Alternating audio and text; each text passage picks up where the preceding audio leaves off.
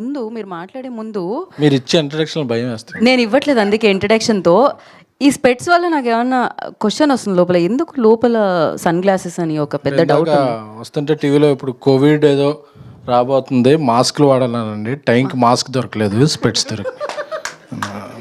Okay. ముక్కుని ఎలాగ save చేసుకున్నాం, కళ్ళనైనా కొద్దిగా సేవ్ చేసుకుందాం, స్పెట్స్ పెట్టుకోవచ్చు. ఓకే, కరోనా రాదు కళ్ళకి కళ్ళజోడు పెట్టుకుంటే అని చెప్పిన ఎస్కేఎన్ గారు. థ్యాంక్ యూ అండి.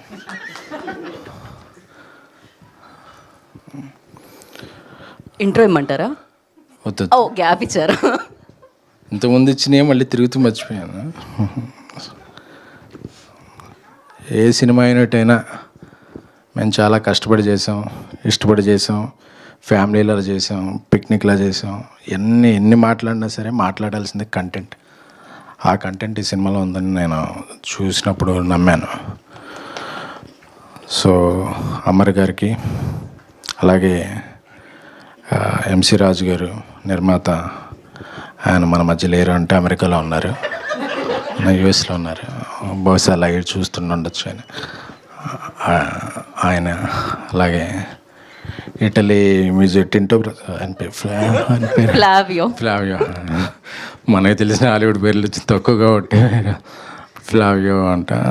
ఆయన చాలా, ఆయన సంగీతం బాగా ఇంటెన్స్ అంటే కాదండి, ఇంటెన్స్ అంటే తీవ్రమైన, డీప్, లోతు, ఇలాంటి పదాలు తెలుసు నాకు.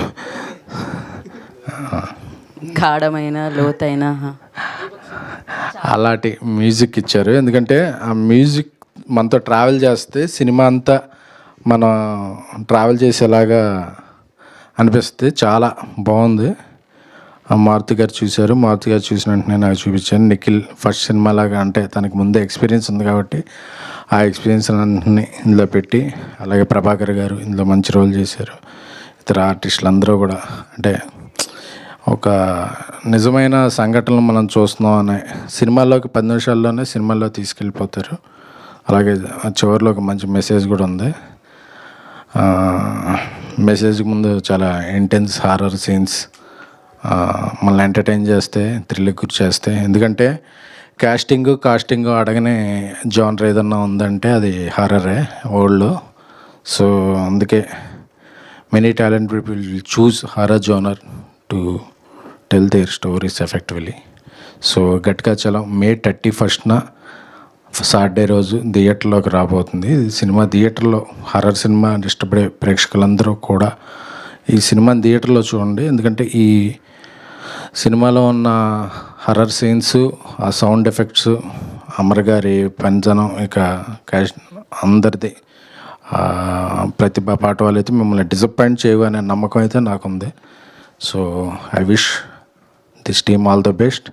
ప్లీజ్ వాచ్ గట్టిగా చలం in theatres on 31st May. Thank you so much SKN గారు. మీ కళ్ళజోడు మీరు అలానే ఉంచండి.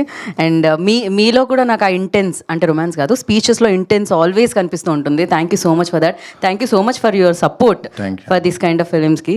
ఇలానే మీరు ఇస్తూ ఉండాలి మంచి మంచి సినిమాలు మాకు మనస్ఫూర్తిగా కోరుకుంటున్నాం. అంతే.